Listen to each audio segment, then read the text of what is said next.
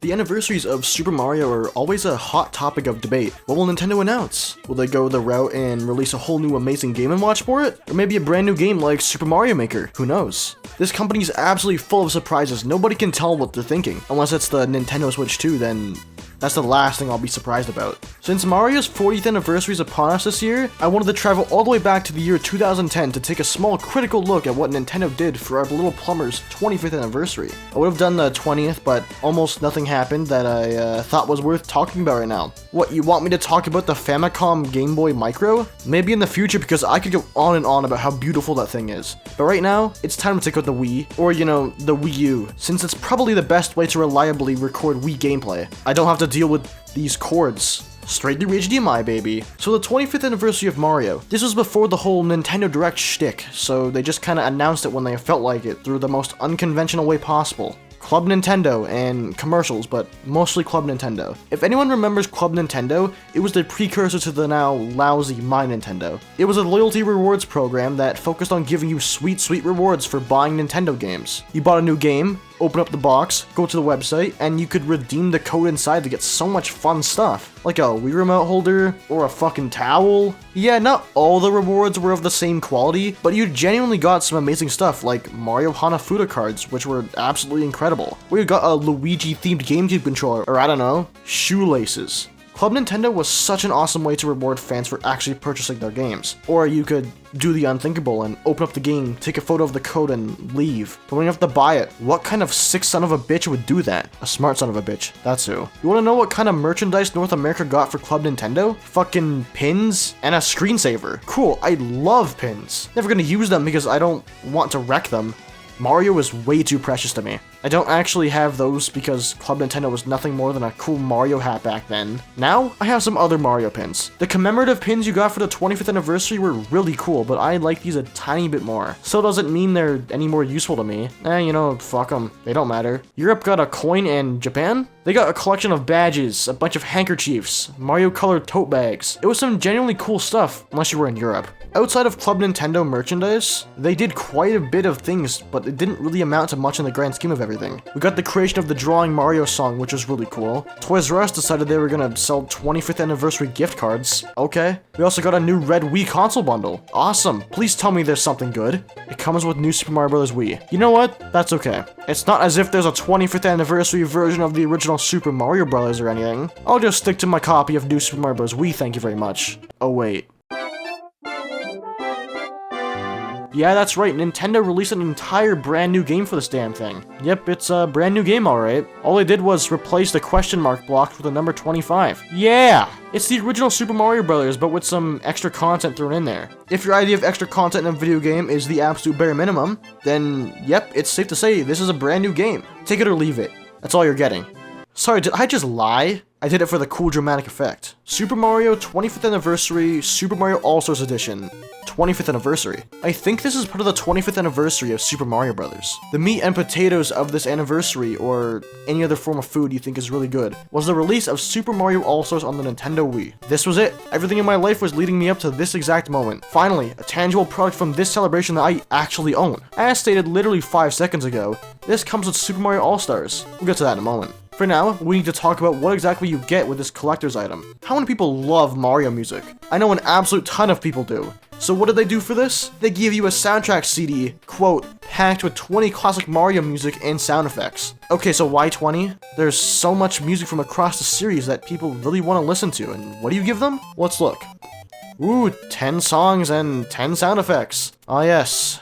I really want to listen to the ground theme from Super Mario Bros. For the billionth time. Overall, the music selection isn't the worst, but like, there's so many more that could have been chosen instead. How about instead of letting me listen to the coin sound effect over and over again, you give me Super Mario 2007 as a song or something? I know the coin sound is like one of the greatest songs ever created by humanity, but come on, man. I would much rather have the athletic theme from Yoshi's Island or something instead. Oh, but Yoshi's Island isn't a Mario game.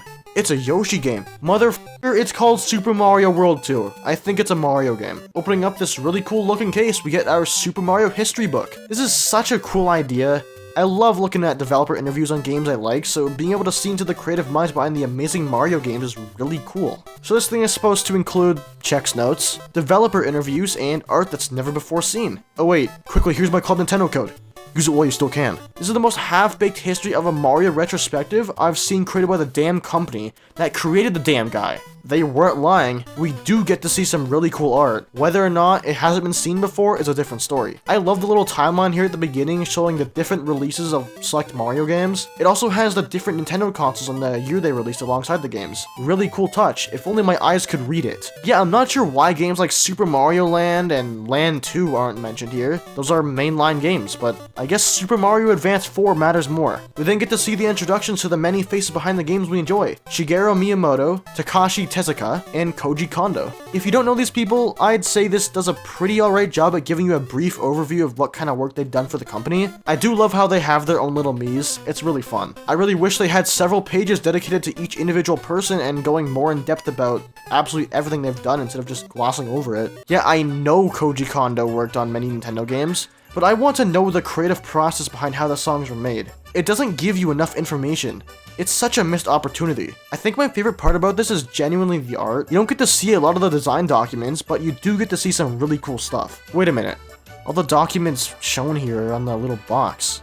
Why not leave it as like a surprise or something? It's also terrible that only a select few games actually get concept art shown. You only get to see documents from Super Mario Bros. And Super Mario 64. On the concept art side, we get to see some of Super Mario Galaxy 2, Mario Bros. 3, and Mario World, which is pretty cool. I just have the same issue here as I did with the interviews. There's not enough stuff shown here. What we get is really cool, but as a massive collector's limited edition item, you'd expect to see more than a page for 5 games. If they were gonna do a page, why not just do a page for each game so you can see the development process for every Mario game mentioned? Oh, and don't get me started on the interviews. These are not interviews whatsoever. They're borderline statements. For each Mario game in here, Miyamoto, Takashi Tezuka, and Koji Kondo all get roughly 1-sentence quotes that is totally an interview. Uprooting and lifting things as you played gave the game a new feel. The game was released in Japan as Super Mario USA. That's not an interview. That's just a fun fact for those who don't know. Mario runs around like a hamster in this game. In fact, I had a hamster around this time.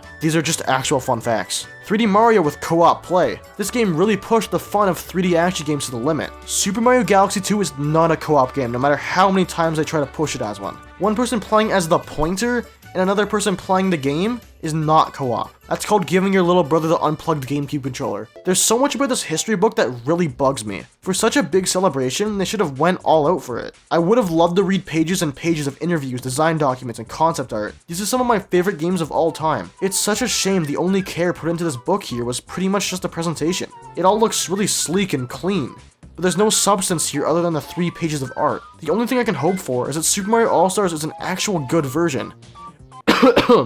Okay, let's talk about Super Mario All-Stars as a whole. Is it a remake? A remaster? I've heard several people call this game a remake of the classic games for the Super Nintendo, but I've also heard people call this game a remaster because it uses the same overall code from the originals, just slightly modified. So what should I call this?